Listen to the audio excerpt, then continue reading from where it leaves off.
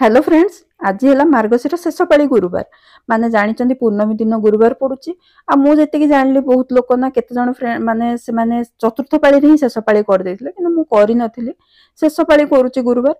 आउ जेमिति संपू ओडिया घरणी जेमिति सकाळु उठिक खुशी रे मां को आवाहन करंती ना डाकंती सेमिति भी मो द्वारा जेतिकी हे पारला मु तो सेति करथिली।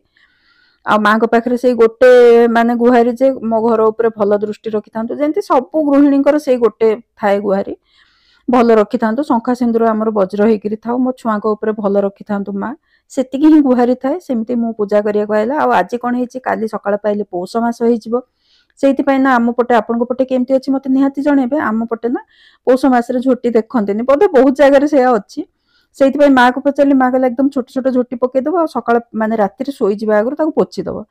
से केते सत केते मिछ जना नहीं किंतु जहाँ चली आसी आगु पूर्वपुरुष से जी जहाँ बड़ लोक कहते से मानिया पड़ो जी निज द्वारा संभव ना हो पारा से मानिदेवार किसी क्षति ना से मुझे छोट छोट मुझे बेसी झोटी पकाएनि अल्प ही झोटी पकाए किंतु आज आहरी कम पकई एकदम छोटे बाहर माँ को पाखे भी छोटे एमती पकईकि पूजा करदेली।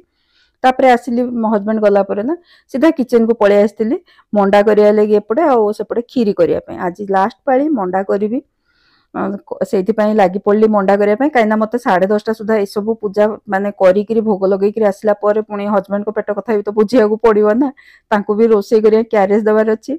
आज मोर मंडा आ खीरी रेडी होगला। गोटे कथा मंडा कला ना आम पानी हाथ होकर करूँ आपण मैंने केमती करती कहे। आ फ्रेंड्स आज वीडियो केमती लगे जन।